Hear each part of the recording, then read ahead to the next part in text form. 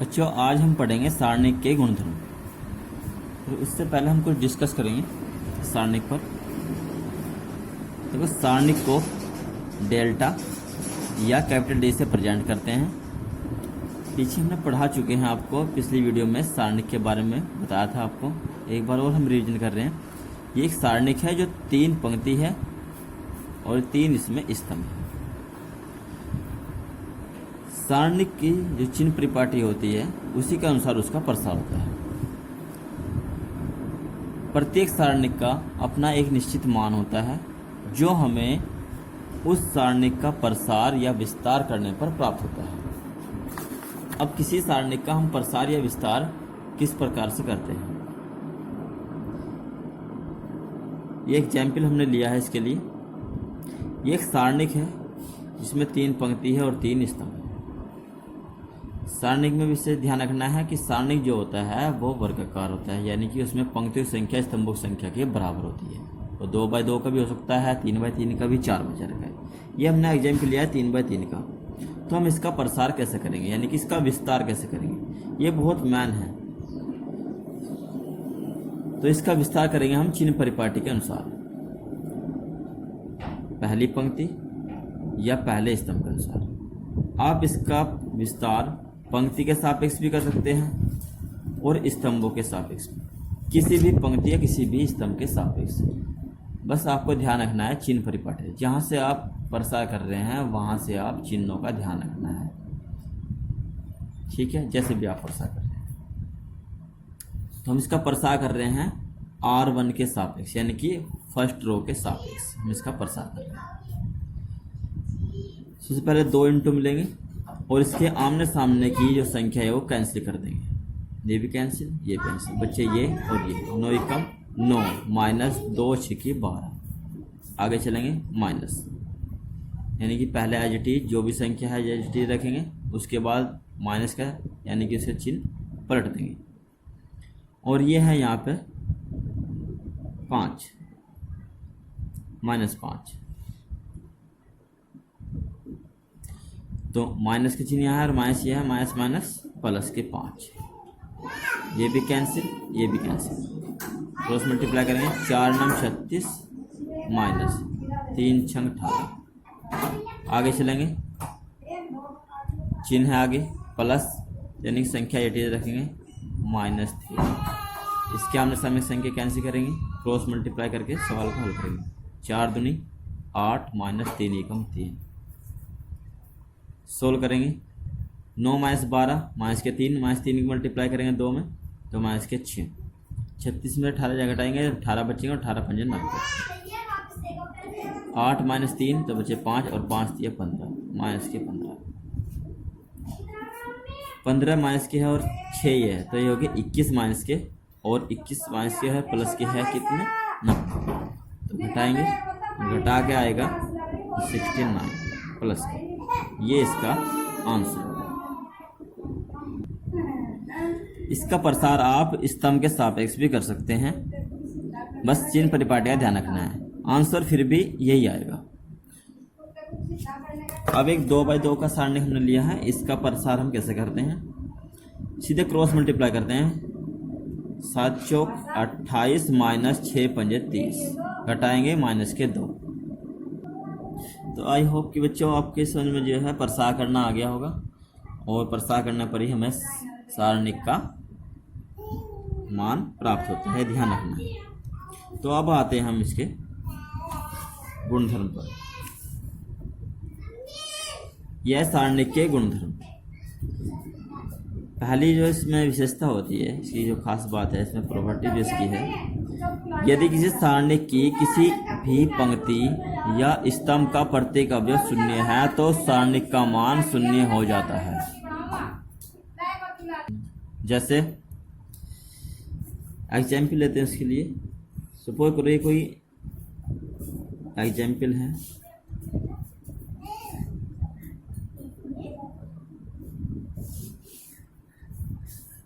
यहाँ इस सारणिक की जो तीसरी पंक्ति है इसका प्रत्येक अवयव 0 है, तो इस सारणिक का जब आप प्रसार करोगे तो इसका मान 0 आ जाएगा।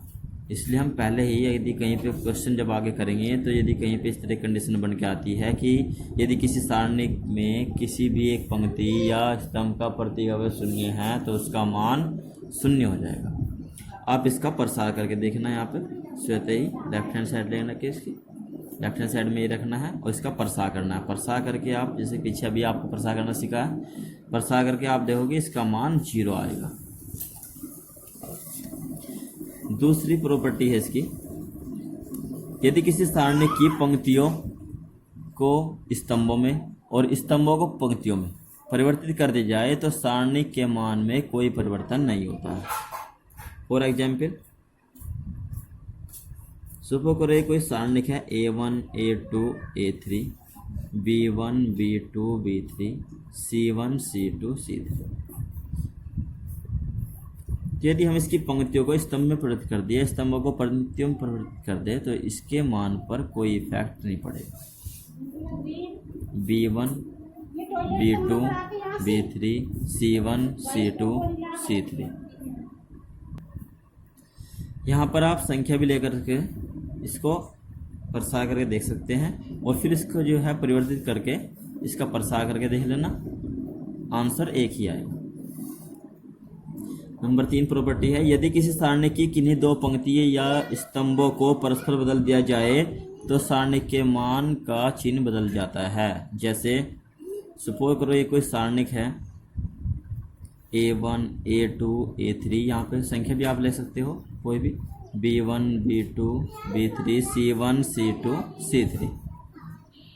यदि हम इसकी कोई भी दो पंक्ति या दो स्तंभों को आपस में परिवर्तित कर दें तो इससे पहले चिन्ह माइनस का आ जाएगा। यहाँ हम C1 को C2 के रिप्लेस पे और C2 को C1 के रिप्लेस पे चेंज कर रहे हैं। तो C2 है यहाँ पे A2 B2 C2 और C1 है यहाँ पे A1 B1 C1, तो इसे हम रिप्लेस कर रहे हैं C2 पे A1 B1 C1 और 3 जो हमारा कॉलम है वो ऐसा कैसे रखेंगे B3 C3 और इससे पहले क्या आएगा माइनस, क्योंकि यहाँ पे क्या चेंजिंग किया हमने, यहाँ पे हमने C1 को C2 में और C2 को C1 में, ये लिखना पड़ेगा, ये चेंजिंग किया है।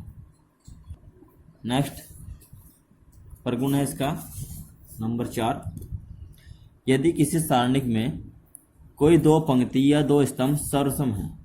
सर्वसम का मतलब है कि सब तरीके से समान, यानी कि उसके जो संगत अवयव है वे बिल्कुल समान है, तो सारणिक का मान शून्य हो जाता है। जैसे सपोज करो ये है 2 5 8 3 6 8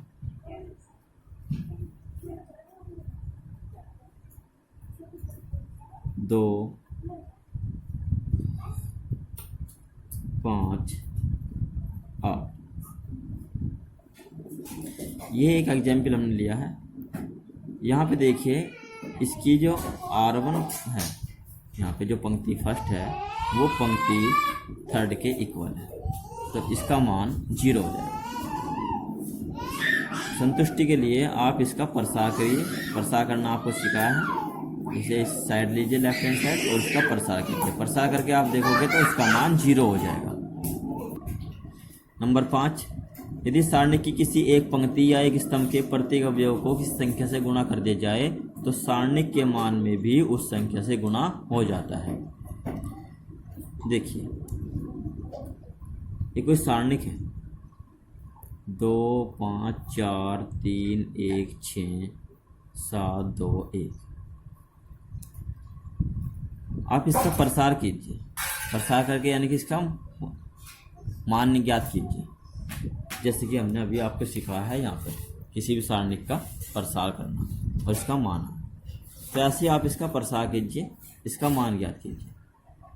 अब यदि हम इस सारणिक में किसी संख्या से गुणा कर दें, सपोज करो हमने इसके C1 में 2 से गुणा कर दिया हमने 4 6 और 14, 5 1 2 4 6 1। अब इसका प्रसार कीजिए तो जो इसका मान आएगा यहाँ पर निकल करके उसमें के मान में यहाँ पे इसका डबल आएगा, क्योंकि हमने इसमें 2 से गुणा किया। तो कहने का तात्पर्य यह है कि यदि सारणिक ये इस तरीके से आपको दे दी जाए क्वेश्चन में, तो आप पहले ही इसमें से 2 कॉमन निकाल लीजिए और तब जाके इसका प्रसार कर दीजिए, इससे क्वेश्चन आसान हो जाएगा।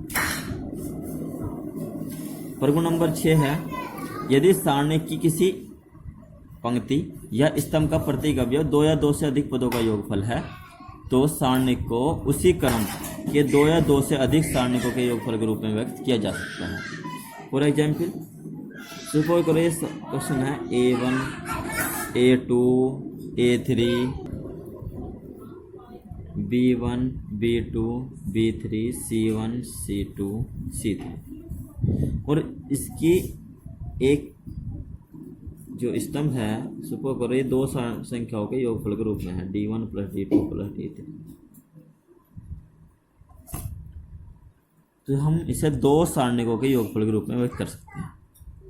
पहले हम पहला अवयव लेंगे A1, A2, A3, B1, B2, B3, C1, C2, C3 plus यहाँ पर हम लेंगे D1,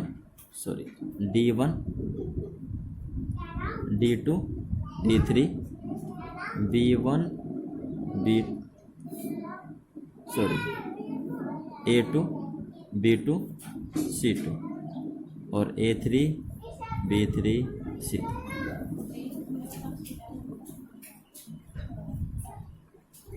अर्थात यदि कोई सारणिक में किसी एक पंक्ति या कोई एक स्तंभ 2 संख्याओं के योगफल के रूप में है, तो उस सारणिक को हम 2 सारणिकों के योगफल के रूप में व्यक्त कर सकते हैं।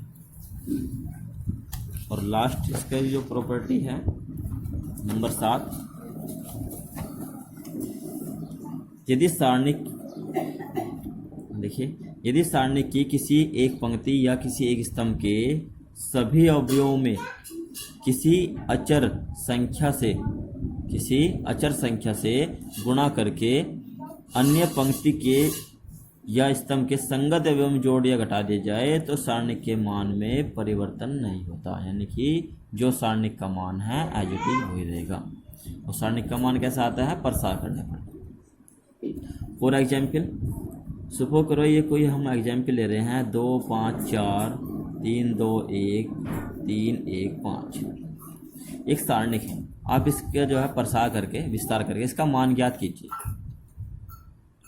अब देखो ये C1, C2, ये C3, R1, R2, R3। आप कोई भी पंक्ति को किसी पंक्ति में जोड़ दें या किसी पंक्ति को किसी दूसरी पंक्ति के संगत अवयव में से घटा दें, तो इस पर कोई इफेक्ट नहीं पड़ेगा। फॉर एग्जाम्पल हम कर रहे हैं इसमें C1 के रिप्लेस पे C1 - C2 और तब उसका प्रसार कर रहे हैं। देखिए यहाँ पे हम इसका प्रसार करके दिखा रहे हैं और इसमें चेंजिंग करके तब इसका प्रसार करके दिखाएंगे आपको, तो इसका मान एज इट इज जो है वही रहेगा।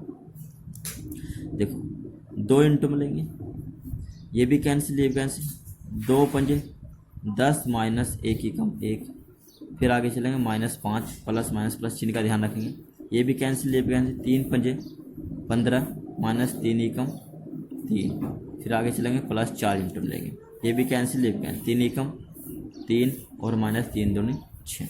सोल्व करेंगे 9 दूनी 18, ये घटकाएंगे 12, 12 पंजे 60 और ये घटकाएंगे -3 और 3 चौक 12। घटाओगे इन्हें तो बचेंगे -66।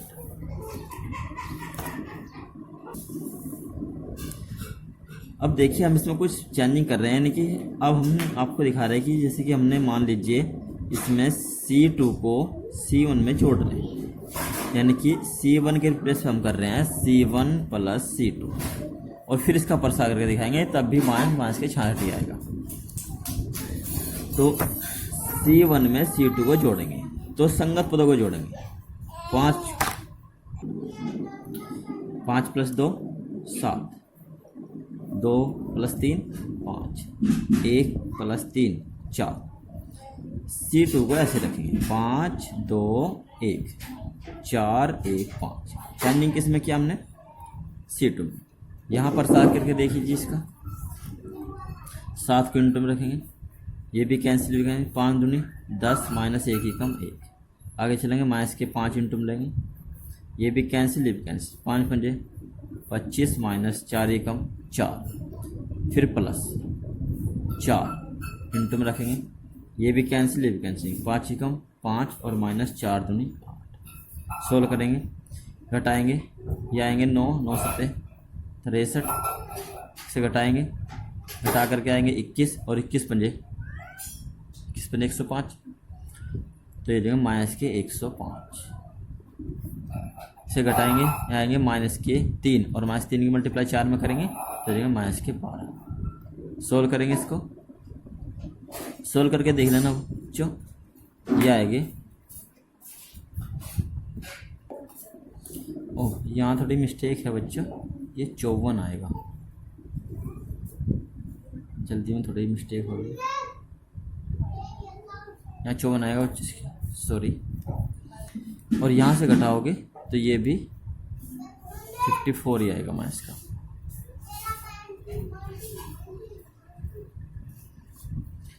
तो आप चाहे तो यहाँ से जो है किसी भी R1 या R2 को जोड़ करके देख सकते हैं, और आप देखोगे कि फिर भी इसका परसा करके देना, परसा करके भी फिर भी आएगा, यानी कि इससे